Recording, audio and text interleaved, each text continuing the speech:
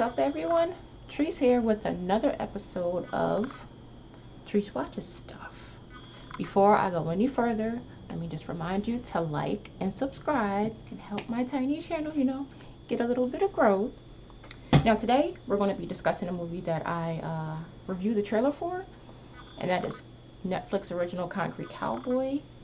This movie was released, I believe, on April 1st, and it stars Idris Elba, who is world-renowned, and also Caleb McLaughlin, who is a very talented young actor, and I believe most people will probably know him from Stranger Things, and he also played Bobby Brown in the New Edition story, and one of my favorite newer actors, first movie I saw him in was Moonlight a couple years ago, but Jharrel Jerome.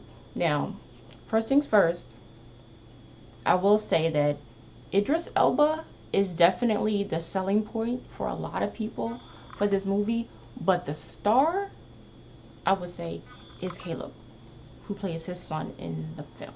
Now, just right off the bat, I think I had a different kind of relationship with this movie than most people watching it, because like the Fletcher Street Cowboys that were featured in the movie, this entire area, this is where I grew up. That little, I wouldn't really call it a restaurant, but a little food spot they were at, the bus depot right across from there, like that was my childhood. So this really, really drew me into this movie. And I know that it was based on a book, I think it's called Ghetto Cowboy or something like that. That's neither here nor there. I will say, this movie had a lot going for it. It's not like action filled or anything like that. I don't think anybody should go into it expecting it to be like super exciting or anything like that.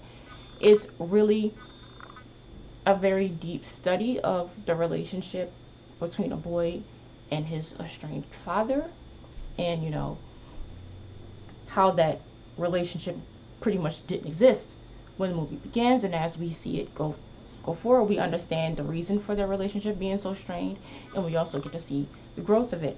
Now, I will say that the story itself is pretty unique, because you would never think of such an urban setting having horses. Like, to begin with, like, that's something people like Concrete Cowboy, like, oh, gotta watch that just based off the name alone, because it just sounds dope, like Concrete Cowboy. But they're not like, robbing stagecoaches and like shooting people up, but there is gun violence involved, unfortunately. It takes place in the inner city. This boy comes from one hood to another.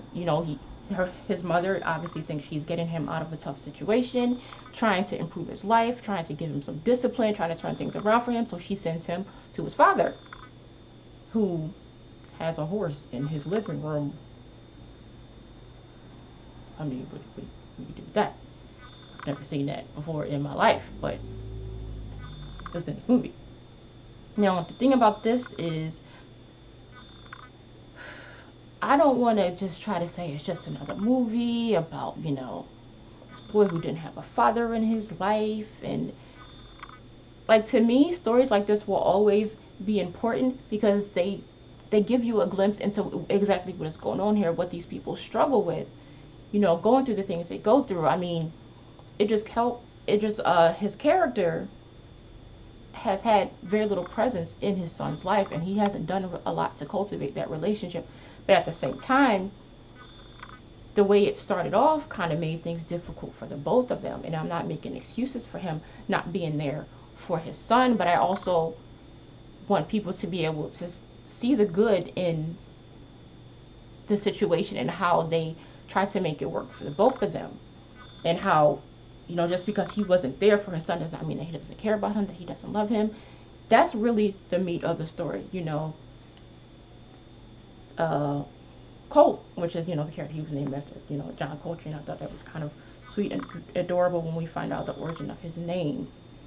But he's a really somewhat angry kid, and I know a lot of teenagers can relate to that kind of thing. People in general, you remember things just not going your way, thinking that the world is against you, and that's something that they really portray very, very well. And I feel that this was a really important story to tell, not only because most people are probably not aware about this band of cowboys in the heart of North Philly. But also because I just feel like it's important to tell black stories that involve them, you know, just being human, just being real people and dealing with everyday struggles. It was such a well put together film, and the performances were phenomenal. I feel like everyone in the movie deserved a lot of recognition. They had a lot of people who were actually from this scene, like in real life. I know the one actor who's in the wheelchair, he's an actual Concrete Cowboy. I mean, he's from the city. He rides the horses. He's been a part of this group. He's been a part of this team, and that brought a sense of, you know, authentication to it. But I would recommend this movie to anyone who's really looking for a different sort of drama. You know, I mean, at its core, it is a story that's been told before. I'm not going to pretend that it's, you know, breaking any new ground as far as that goes, emotionality of it and everything like that. But I do feel like it was definitely an important film, and I think I could see it being a really good vehicle for Caleb and his career, because to my understanding, he hasn't really done a lot of movies. He's been more known for shows, and this was just perfect to showcase his talent.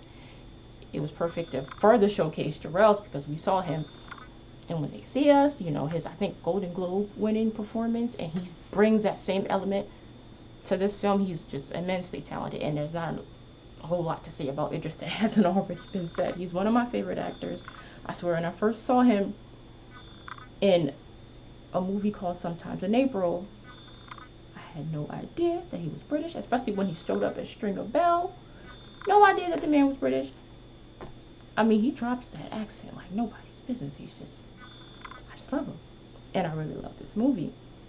And I actually think I'm going to watch it again, because it just had me feeling a little bit nostalgic, because I think everybody's like, oh, this is where I grew up, like this. And I mean, you see the neighborhood, it's not exactly something that's prominently featured because reasons, but there are some emotional moments that obviously don't portray a lot of positivity, you know, in relation to some of the things that goes on in poorer neighborhoods. But even that, I think, is just, there's nothing wrong with showcasing that.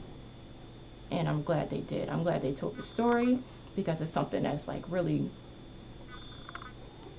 it's just kind of like always floating in the background of the city of Philadelphia.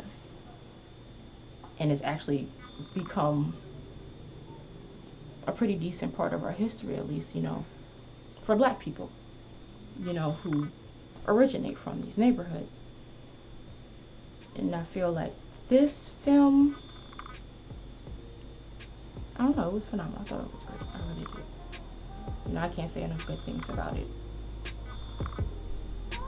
Well, that's it for this episode. Stay safe, everybody.